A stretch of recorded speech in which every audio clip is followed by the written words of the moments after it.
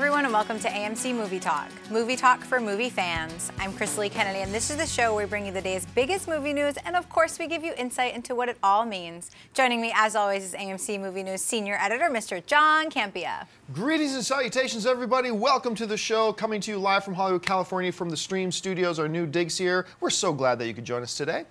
We also have joining us on the panel today the director of the upcoming film, The Death of Superman Lives, What Happened? Mr. John Schnepp. Hey, what's going on, everybody? And we also have our very own AMC Movie News correspondent, Miss Erin Darling. Hello, guys. Welcome to the show. I'm excited to be here, and I love your really short, hey, what's up? Simple to the point. Right. Just getting right to it. Succinct. Yeah. As many of you know, an Assassin's Creed movie is on the way to AMC theaters on May 22nd, 2015. Assassin's Creed will be based on the insanely popular Ubisoft game franchise from the same name. In a recent interview, Michael Fassbender, who will star in Assassin's Creed, talked about the movie and gave an interesting revelation. We're just developing the script at the moment. I'd heard of it, but had never played the game. I don't have a video game player. That's not what they're called, he laughs. I met up with the guys from Ubisoft, and they told me the story behind it, and I thought it was very interesting, the idea of reliving memories. John, should fans of Assassin's Creed be concerned that Fassbender, who is one of the producers on the film and the star, hasn't ever played one of the games? No, not at all, not in the least. I actually had some conversations online this morning before coming into the studio, some people saying, now Assassin's Creed is going to be ruined. If he doesn't have a passion for the game, it's not going to be any good. Oh, please. Look, I like to go back. Whenever this topic comes up, should so-and-so be a fan of the comic if they're going to be in the movie? Should so-and-so be a fan of the game if they're going to... Look, my greatest example of this is a guy by the name of Courtney Solomon. And Courtney was the guy who got the rights to Dungeons and Dragons. He got the movie rights to it, and he had never directed a film before. And after acquiring the rights, he told the people he bought the rights from, hey, I'm going to go out and get a real director, get some great filmmakers. But he didn't. He decided to direct the film himself.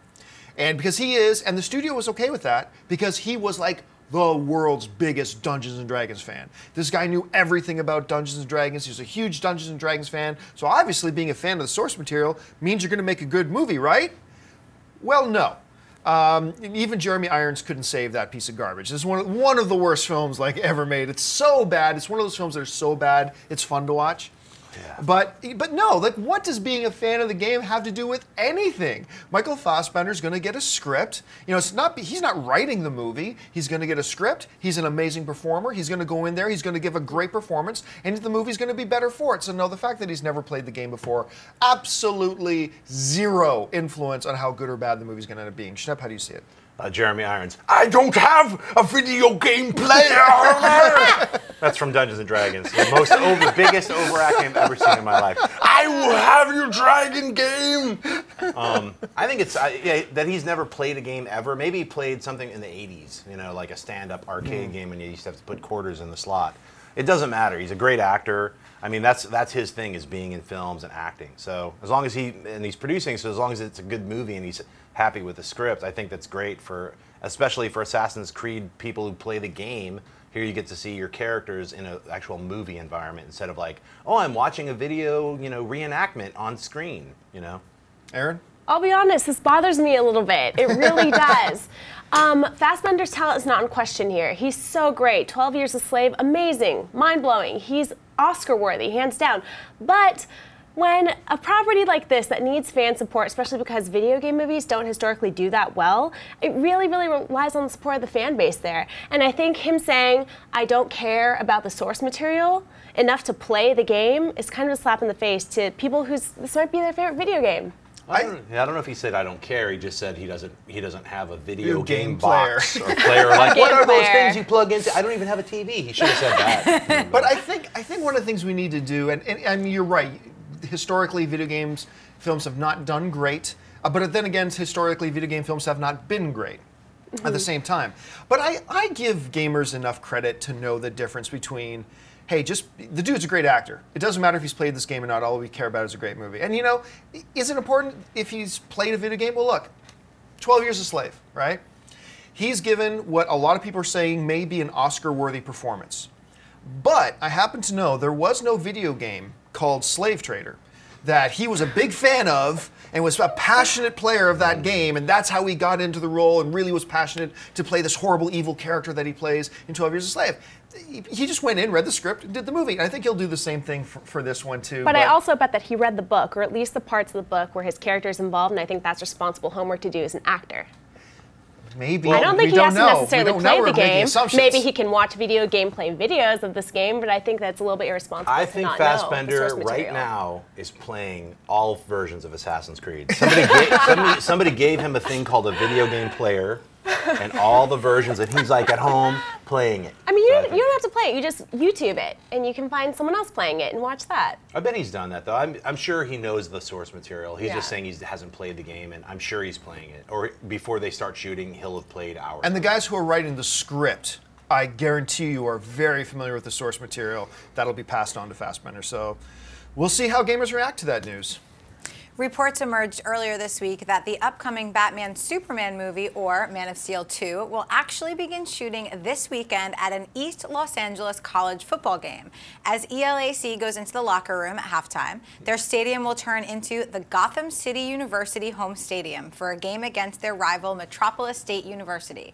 These new pictures have just leaked of the jerseys for the Gotham team and the Metropolis team. Aaron, what do you think of Man of Steel 2 starting to shoot scenes this early? Glad you asked me that question, Chris Lee, because the answer to that is, wait, what? Already? Yeah. I think this news is really indicative of the fact that this production is a lot further along than anybody really thought, and I think that's Yep. great. I think also this is probably not a huge important scene that they're about to film. I feel like this is a preemptive pickup shot. I don't know what they could possibly be filming here. Schnepp? I think they're shooting something like a football game. But I'm pretty sure it's like, you're right, it's going to be, I'm sure none of the major stars will be there, and they're just getting a lot of coverage, and then That's they'll what do I those figure. insert shots, and then, the Bane style blow up a thing, whatever. But yeah, I'm excited. I mean, we've talked about how we've hey, Goyer, Snyder, and Affleck have had this plan all along. They had the Batman vs. Superman script even before Man of Steel dropped. They had all the stuff set up that if it was a big hit, we're moving forward with this.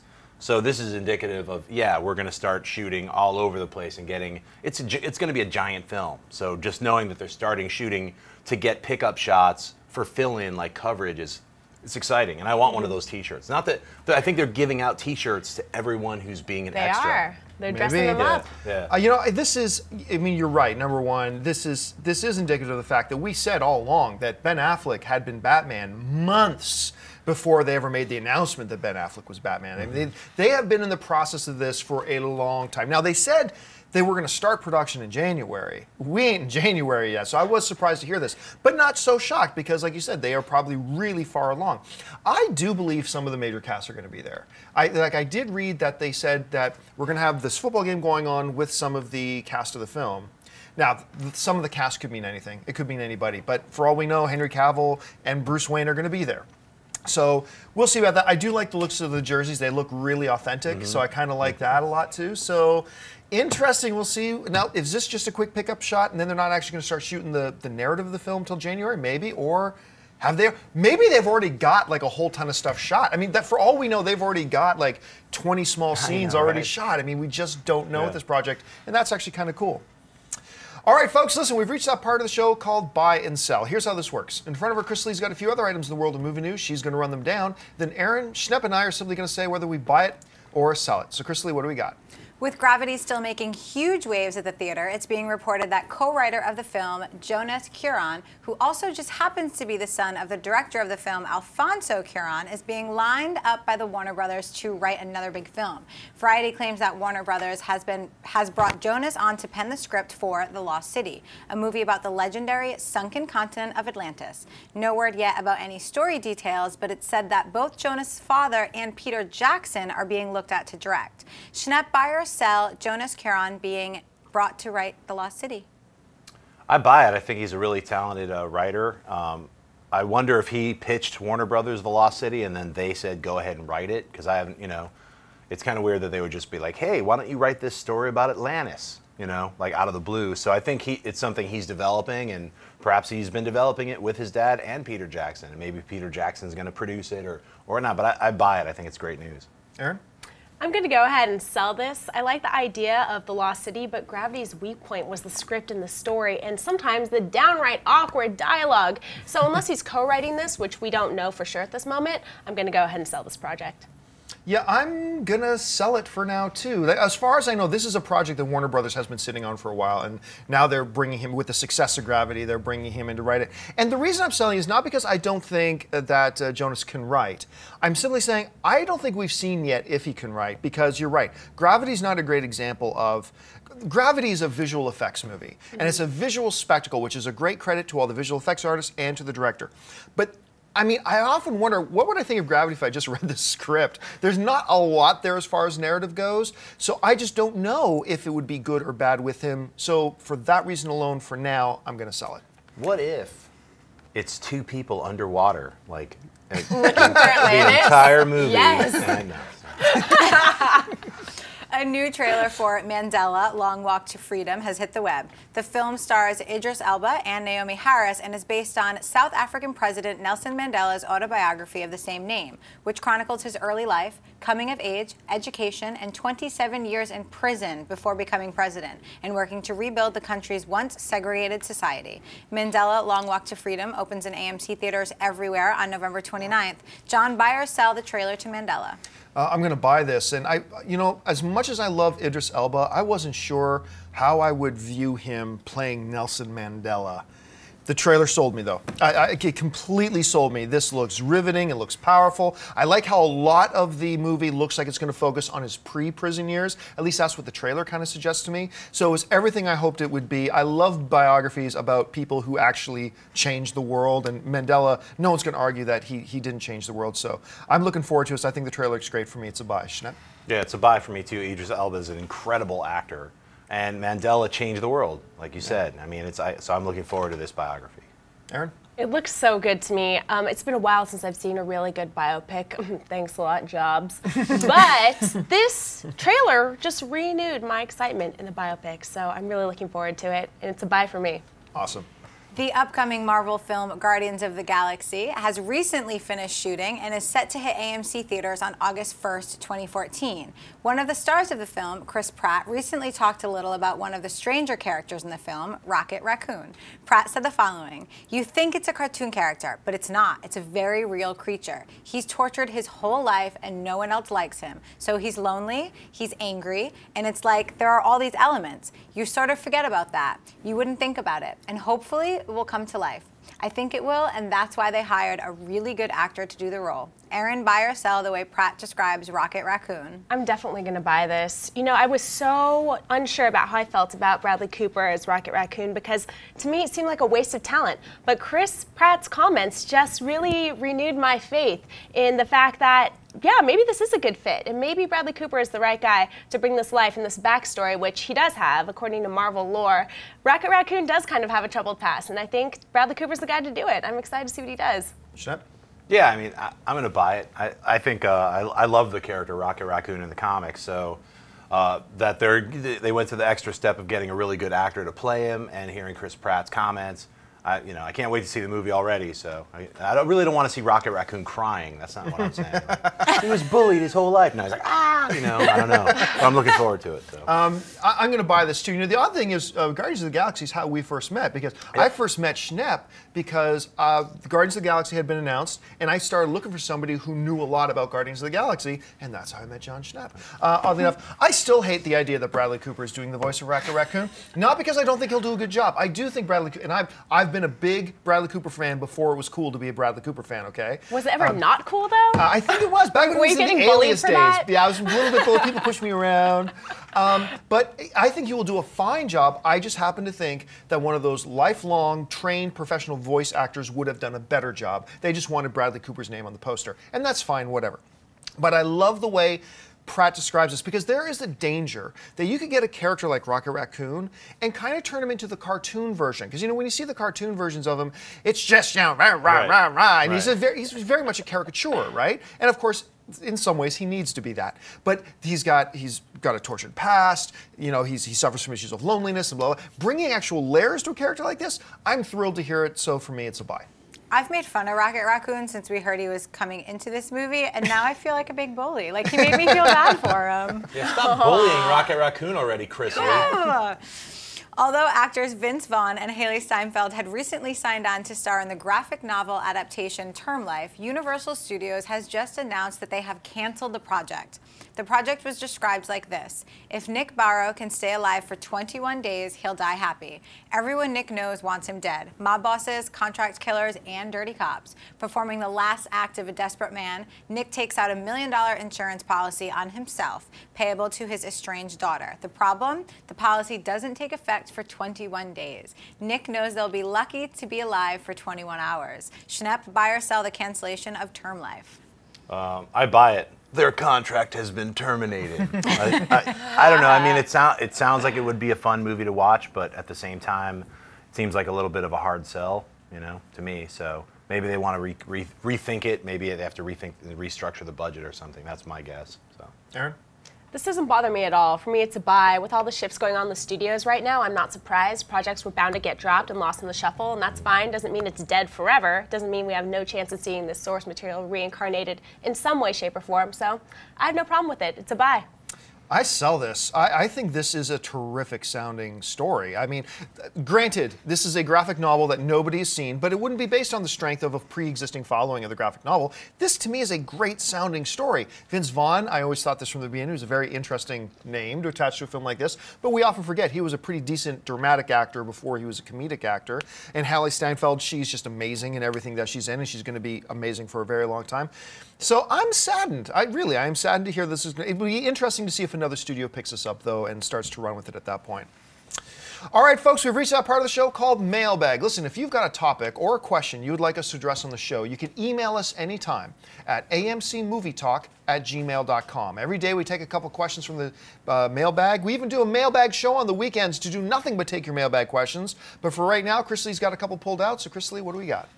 Z writes, in the New 52 and Injustice game, Aquaman is a very deep character with tons of badass feats.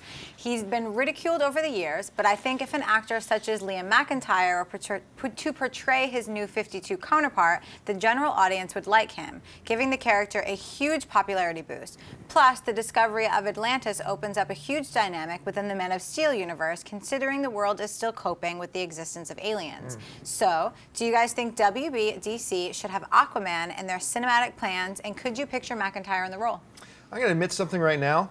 I am one of those guys who constantly bullied Aquaman and talked about how Aquaman was just a stupid, idiotic, dumb character, and anybody who likes Aquaman probably kicks puppies. I was one of those guys. I really was. And then I played Injustice: Gods Among Us, and then, due to the urging of a lot of AMC Movie Talk viewers, I started reading the New 52 Aquaman, and I started reading that. And I had to stop what I was doing and admit, you know what?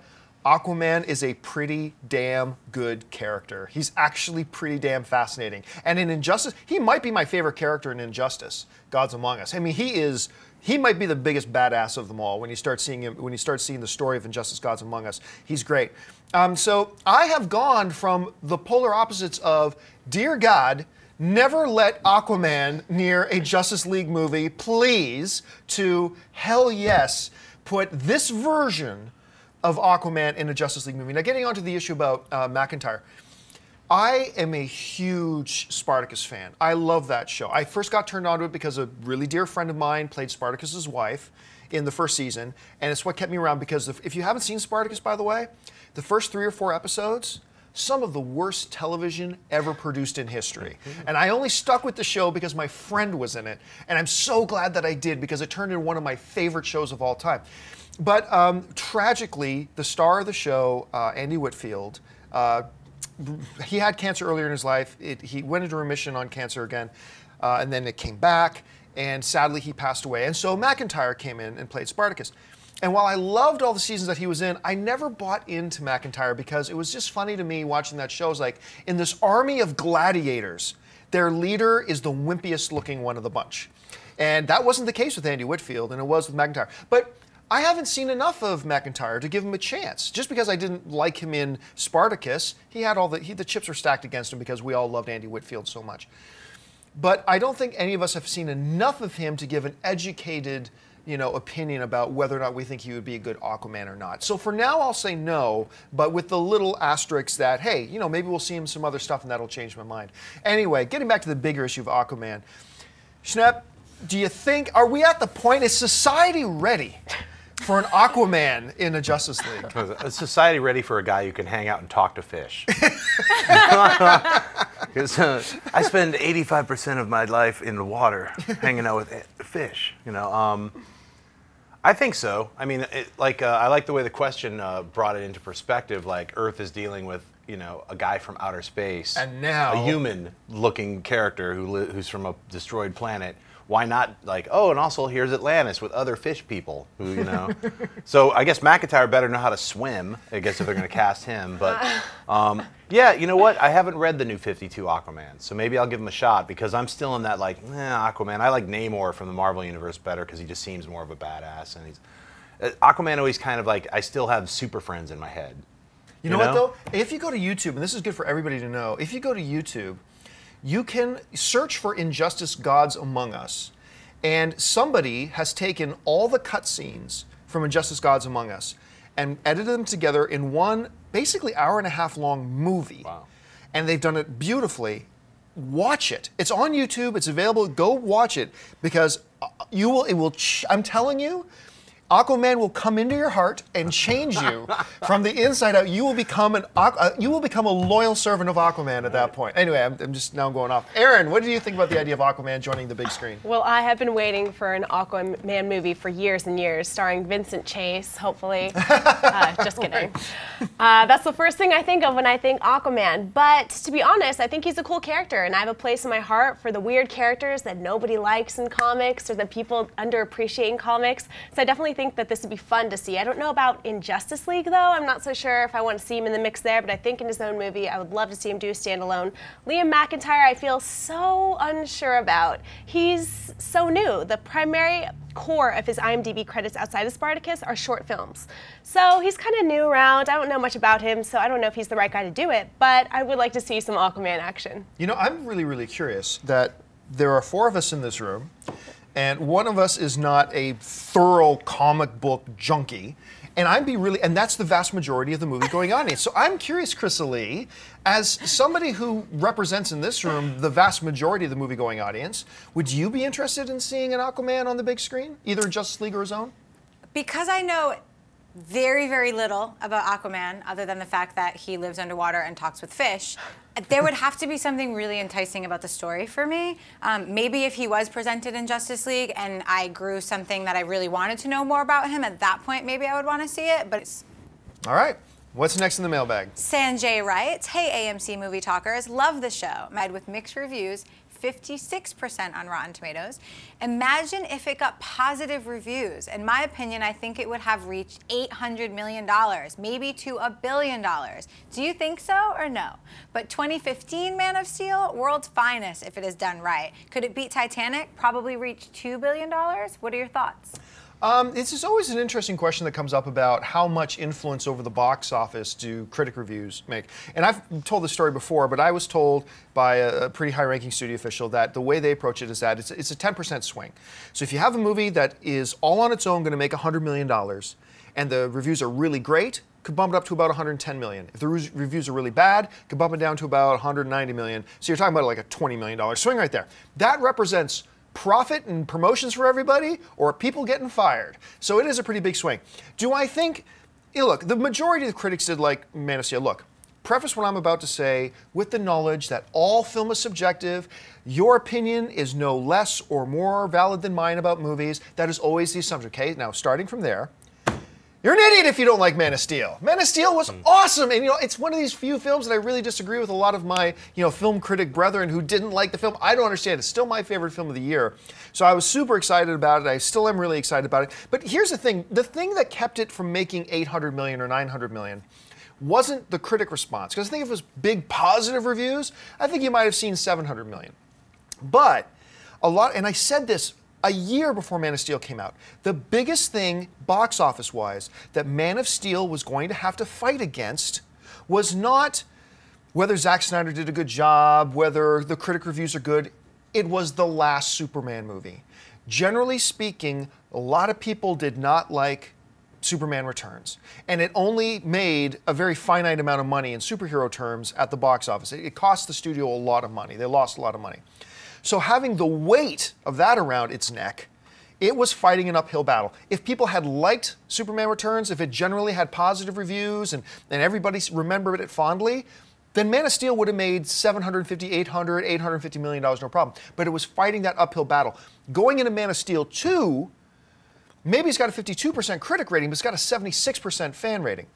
Going into Man of Steel 2 now, it doesn't have to fight against the ghost of Superman Returns. Now it's building off of success instead of building off of failure. And I do believe that Batman vs. Superman, Man of Steel 2, I've said this before, I still believe it, I believe that next Man of Steel movie will be the biggest box office hit of 2015. I do believe it'll cross the $1 billion mark.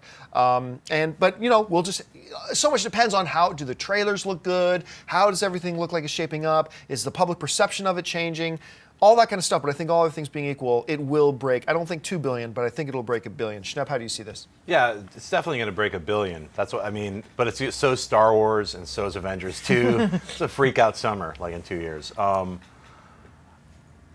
You know, but when we talk about budgets and things like how much a movie made versus Rotten Tomatoes versus critics, I mean, I agree with you. It really is. And after hearing about the swing thing, you know, like to me, you know, the box office, like I've said before, doesn't really matter to me. I just care if the movie's good. So right. I'm really hoping that it's a great film and it takes everything from Man of Steel and builds on that and reintroduces Batman into this world where there's aliens and people who talk to fish and Wonder Woman. So they basically have to create a brand new world from Man of Steel. So I think they're going to do it. That's what they're doing. So. Aaron? I definitely think this movie has potential to be great, potential to make a lot of money. I think it's way too soon to be talking about how much or how it's going to do in 2015. To be honest, I need to see a trailer before I can make any kind of judgment based on that whatsoever. However, yeah, I think it'll do well, if that answers the question. All right, folks, so listen, that'll do it for us. We've run out of time. Thank you so much for joining us today. Listen, before I do anything else, I want to encourage you that if you've not done so already, take a second and click on the subscribe button. Become a subscriber to our AMC Movie News YouTube channel to keep you up to date on everything going on in the world of movie news. And of course, our daily AMC Movie Talk Show and our weekend AMC Mailbag Show, hosted this weekend, not by me, because I'm going to Vegas. I'm actually heading right to the airport after we're done the show. But our very own Dennis Zen is going to be hosting the AMC Mailbags this weekend. Make sure you tune in this weekend and check him out on that. I want to thank those people who have joined me today. First of all, sitting to my immediate right, the director of the upcoming documentary, The Death of Superman Lives, What Happened, which, by the way, search for it online. You can find a trailer for it right now. Mr. John Schnepp. Schnepp, where can people find you online? You can find me on Twitter and Instagram, just under John Schnepp. And definitely, if you're in LA, come to Kamikaze. We'll be doing a Death of Superman Lives panel. I'm going to be showing some of the interviews and clips that I've been doing over the last few months, and there'll be like a couple of exclusives. I have a booth, Death of Superman Lives booth, and there's some really cool stuff that eventually will show up on the Instagram activity. So. And before I toss it over to Aaron, I forgot to mention earlier today, we'll talk about it more on Monday too, but speaking of Stan Lee's Kamikaze, the big convention happening at the LA Convention Center starting November 1st, yep. AMC Movie Talk. We are doing a panel at Kamikaze on the main stage on Friday, November 1st at 3:30 in the afternoon. We may have some special guests with us, which we can't talk about right now, but come on down and join us. The whole AMC Movie Talk crew will be there. If you're in the LA area, come on down and join us. Having said that, I also want to thank Miss Erin Cummings for being here today. Erin Cummings. Erin Darling. Erin Cummings is my friend who was in Spartacus. Sorry. Erin Darling. I am fine to I'm be drunk, Erin Cummings. apparently. I like her, she's hot. But you can find me, Erin Darling, on Twitter, Erin A. Darling, Facebook, Erin Darling fan page, YouTube, Erin Ashley D. Thank you so much for watching. I'll be Erin Cummings anytime you want. I swear it is just water in my glass today.